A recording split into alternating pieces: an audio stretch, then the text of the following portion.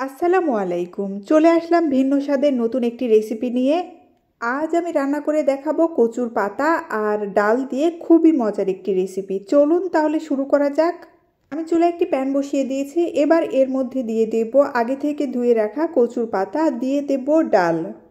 এখানে আমি মসুর ডাল নিয়ে নিয়েছি। আপনারা চাইলে মসুর ডালের পরিবর্তে খেসারির ডাল দিয়েও রেসিপিটি তৈরি করে নিতে পারেন। এবার এর মধ্যে দিয়ে দেব একটা পেঁয়াজ কুচি, কাঁচা মরিচ, রসুন, দিয়ে দেব অল্প পরিমাণে পানি, স্বাদ অনুযায়ী লবণ।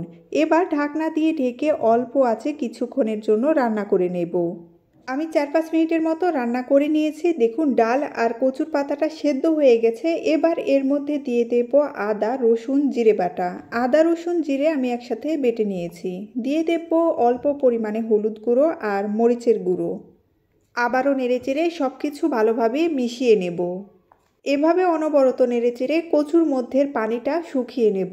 অনবরত নাড়তে হবে, না হলে নিচে লেগে ধরবে। দেখুন পানি অনেকটাই শুকিয়ে এসেছে। এই পর্যায়ে নামিয়ে নেব। আমি চুলায় আরেকটি প্যান বসিয়ে দিয়েছি। এবার এর মধ্যে দিয়ে দেব পেঁয়াজ কুচি, দিয়ে দেব সরিষার তেল, একটা তেজপাতা আর অল্প পরিমাণে গোটা জিরে।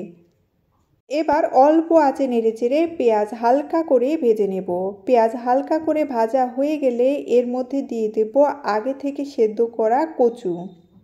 কচুর পাতা দিয়ে ডালের এই রেসিপিটি একবার রান্না করে খেয়ে দেখবেন, এর স্বাদ মুখে লেগে থাকবে। আবারও সব কিছু নেড়েচেড়ে মিশিয়ে নেব। এভাবে অল্প আঁচে অনবরত 3-4 মিনিট নেড়েচেড়ে কচুটা একটু ভাজা ভাজা করে নেব। আমি কিছুক্ষণ রান্না করে নিয়েছি। দেখুন কচুর মধ্যে থেকে পানি শুকিয়ে এসেছে, কচু রান্না হয়ে গেছে। এবার নামিয়ে নেব।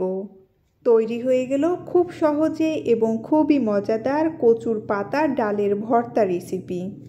এমন একটা রেসিপি হলে গরম ভাতের সাথে জাস্ট জমে যাবে। একবার খেলে বারবার খেতে ইচ্ছে করবে। ধন্যবাদ সবাইকে।